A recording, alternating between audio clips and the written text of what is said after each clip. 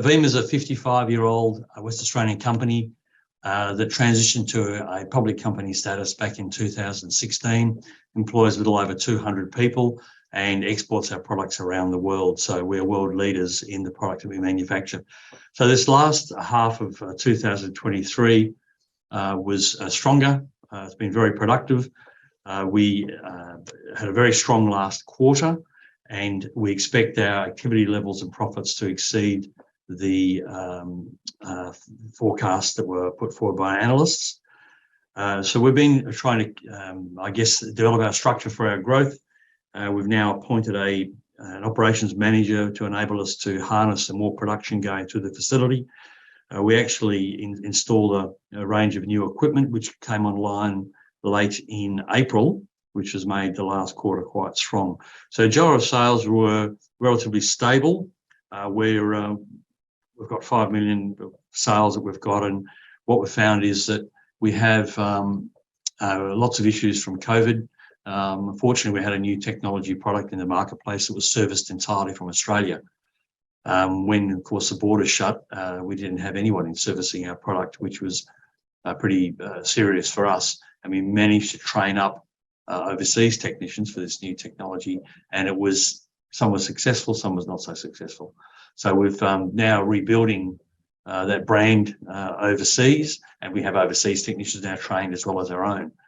So we're sort of seeing the green shoots there as the number of gyros are increasing, and of course we've got this new strategic marine contract that we've signed. So that's rather exciting.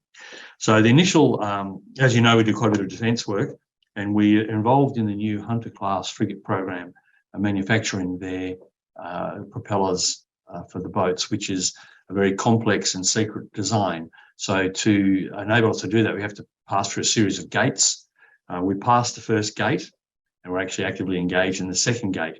So we've made some sample propeller blades, which are approximately 2.3 metres high and a couple of metres wide, and it represents probably the most complex standards and closest tolerance we've ever seen.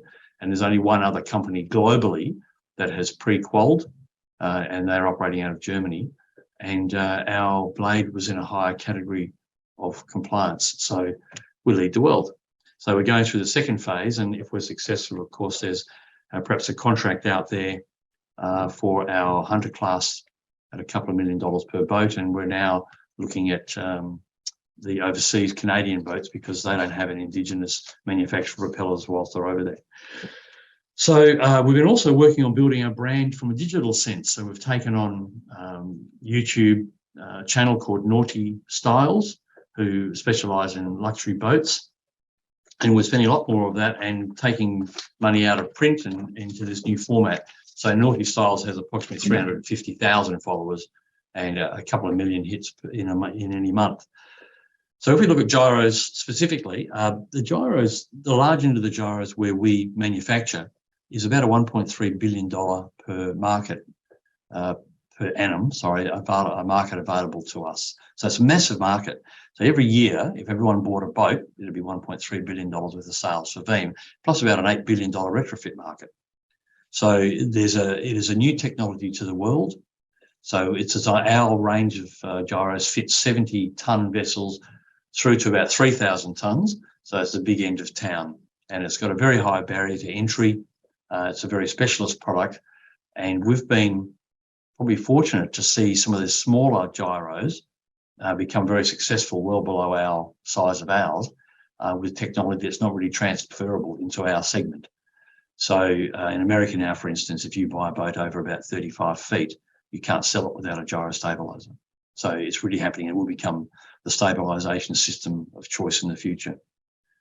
So this new arrangement with Strategic Marine over the next 3 years is really a terrific, sign that the market is accepting the technology and really reinforces our brand globally. And it's very important for us for future growth.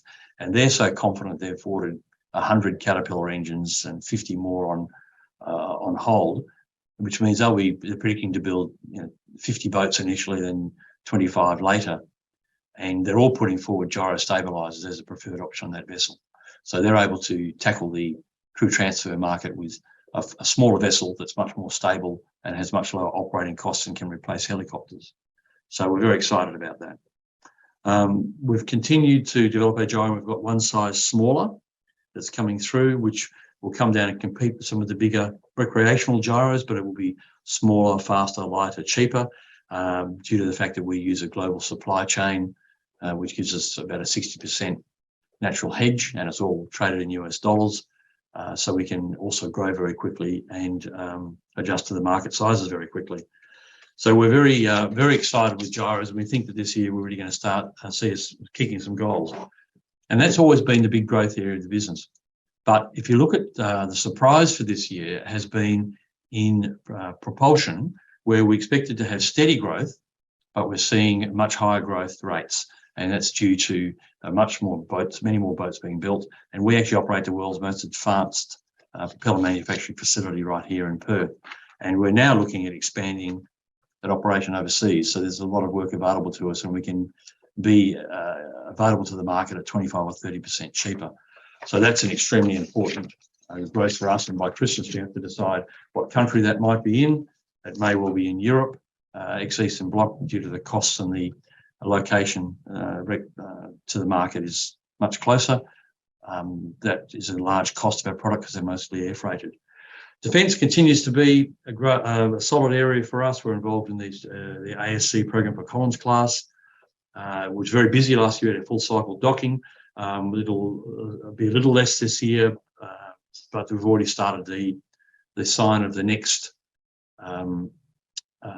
full cycle docking is coming up. So we're already starting to plan and work on that. Deposits have been paid, so that's quite good. I've mentioned the Hunter class, and of course with AUKUS coming through, there's going to be a lot of options for VEEM because we're one of the very few defence manufacturers in Australia, which is really important. It's quite interesting, in Western Australia, behind the primes that are building the boats, we're probably the largest defence contractor in WA, and that's been going on for 35 years. So in a summary, just so we can get some questions in here, our overall, we've seen that the last quarter of last year was very strong. It's going to be very strong going forward because the propeller production has risen. In fact, we've increased our propeller output by about 83% in the last 18 months. So we're going to have an extremely strong year going forward. And the gyros, of course, will be better as we recover from COVID. Propulsion will be a very strong growth. Defence has continued to be strong because of the Collins class and now Hunter. And the engineering services, we've got work lined up out the door due to the mining sector in Western Australia. So we expect next year to have a considerable growth in both turnover and profits. So we're very excited to be able to tell you about it. Thanks, Mark. Absolutely fascinating from my point of view. I've got a few questions for you. Let's kick off. How much has your propeller capacity increased with the new machining centres, and what impact do you think this will have on meeting demand? Okay, we've installed a number of new machining centres that produce propellers. So our output's up 83%.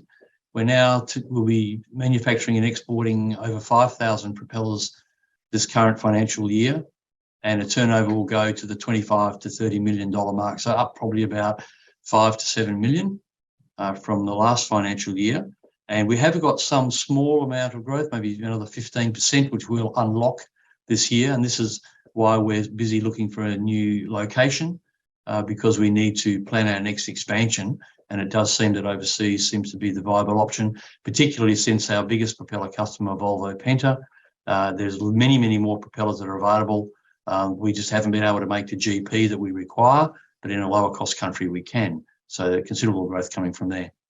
Right. And what is the overall addressable market for the gyro stabilisers and the current take-up rate for large and small boats? Well, as I was mentioning earlier, it's a $1.3 billion a year market estimated, spread across the three market segments of the luxury segment, workboats, and defence. So there's significant advantages for every market for using gyro stabilisers. Gyro stabilisers work across the entire speed range and under all weather conditions, which is truly unique in stabilisation. So on the smaller side, we've seen, as I mentioned, in America, it's become almost standard fitting to any boat over 35 feet. So it is, it's got a very high growth expectation, and it's the recovering from not being able to service our product and the brand damage that did during COVID that's holding us back, or has held us back. Gotcha. And could there be further upside to the recent 12 gyro deal with Strategic Marine? Yeah, I think so. I think that it's going to show people, particularly in the markets such as wind farms, where they've traditionally been using catamarans for stability, but the catamarans don't have the accommodation. So by going back to a mono hull with a gyro, they can actually stay out there for days because they can fit the boats out with accommodation. So there's going to be a huge market, as we know, in that space. And people like Strategic Marine are extremely innovative in their approach to it. So we're really excited that we've got a customer like that have recognised the virtues of the product that we see. Gotcha. There's got a couple more. What is the outlook for CapEx, particularly if the gyro take-up increases? Is the balance sheet well placed to support these demands? Yes, it is. We've put a lot in this last 2 financial years, and last year alone was around 5 million. And that will taper off now. We've got that. It'll drop down to probably a little more than 1 million. And we do them all on commercial HPs over a 5-year zero arrangement. So that's quite strong. And the same thing applies for expansion on propellers. When we go into a new factory, most of the equipment is able to be commercial HP'd, which means the actual capital cost immediately to us is quite low. Machines last a very long time, up to 30 years for our critical equipment. So and we're in a strong position to be able to cope with that. So I think that what we're looking for, though, if we have very, very high growth, then being a public company enables us to go back to the market to be able to deal with that. And it's one of the main reasons that we become a public company in the first place. Gotcha. And there's one here to finish up. There is clearly going to be some big opportunities within the Australian defence spending. How is VEEM positioned for supplying to the potential AU-KUS submarine contract and other upcoming major naval programs? There's a couple of strong things on that. VEEM is the only defence accredited non-ferrous foundry in Australia. So we do all of the Collins-class submarine hull valves, which are all depth charge tested and X-ray casting, very high tech. Obviously, any submarines we build in the future require these type of valves, so it puts us in a very strong position to provide Australian content. But also with the Hunter class program, it requires us to go to the operator at a secret level. That means that once you're accredited to that level of manufacturing, it opens the door for things like torpedoes, missile production, things like that. So it means that VEEM will have a very strong presence in the defence sector for the foreseeable future. Mark, absolutely great to have you on today. Fascinating story, and we'd love to have you back on later in the year. I wish you a great weekend. Thank you. Terrific. Thank you, Paul.